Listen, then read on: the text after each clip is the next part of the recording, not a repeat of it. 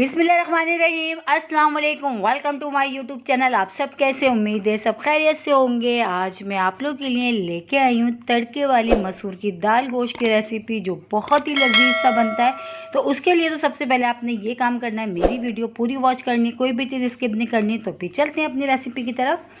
तो सबसे पहले हमने ले लिया था आधा कप ऑयल। इसमें ऑयल गर्म हो गया था तो एक बड़े साइज़ की प्याज, जिसको मैंने बारीक बारीक स्लाइस कर लिया था, वो शामिल कर दिया। अच्छा, प्याज को मैंने ज़्यादा गोल्डन ब्राउन नहीं करना, बस हल्का सा इसका कलर चेंज हो जाए और इसका कच्चापन ख़त्म हो जाए, मैंने इतनी देर इसको फ्राई करूँगी। ठीक है, तो प्याज हमारी तकरीबन डन हो चुकी है। अब इसमें शामिल कर देंगे हम गोश्त। हमने लिया है बीफ का गोश्त।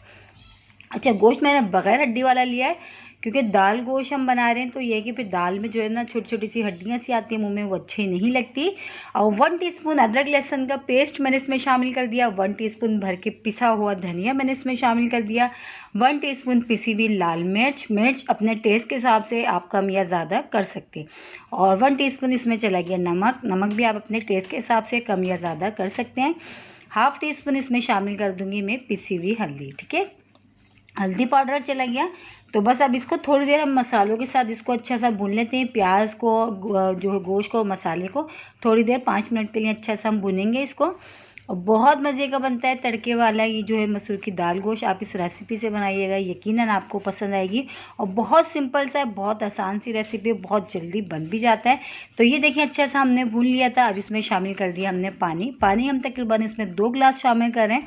इतना शामिल करेंगे कि जो गोश्त है ना ये अच्छा सा गल जाए।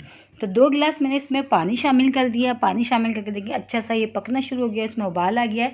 तो बस अब हम इसको क्या नाम है, कवर करके जो है ना इसको हम पकाते हैं जब तक कि गोश्त हमारा गल नहीं जाता। तो इसको कवर कर देते हैं हम। तो चलिए चेक करते हैं, 20 से 25 मिनट हो चुके हैं और तकरीबन अभी गोश्त जो है अभी पूरी तरह नहीं गला है और पानी जो है इसमें देखिए बाकी है। तो अब इसमें शामिल कर देंगे हम टमाटर। 2 मीडियम साइज़ के मैंने टमाटर लिए थे, वो शामिल कर दिया। 1 प्याली मैंने मसूर की दाल ली थी, उसको अच्छे से साफ़ करके मैंने 1 घंटा उसको मैंने भिगो दिया था। जैसे कि दाल मैंने आपको पहले भी बताया, दाल जब भी बनाए भिगो के बनाए, बहुत अच्छी गल जाती है और बहुत कम टाइम में बहुत जल्दी से तैयार हो जाती है। तो ये मैंने 1 प्याली मसूर की दाल ली थी, उसको मैंने 1 घंटे भिगो दिया था। तो ये दाल भी हमने इसमें शामिल कर दी टमाटरों के साथ, ताकि टमाटर भी हमारे जब तक सॉफ्ट होंगे दाल भी गल जाएगी। क्योंकि हमने इसको भिगोया हुआ है इसलिए जल्दी गल जाएगी, ज़्यादा टाइम नहीं लेगी। जैसे अभी दाने नज़र आ रहे तो ये गल जाएगी। ठीक है, बहुत जल्दी से। तो बस अच्छा सा हमने इसको मिला के अब हम इसको दोबारा कवर कर देते हैं थोड़ी देर के लिए। थोड़ी ही देर में ये दाल अच्छी सी हो जाएगी।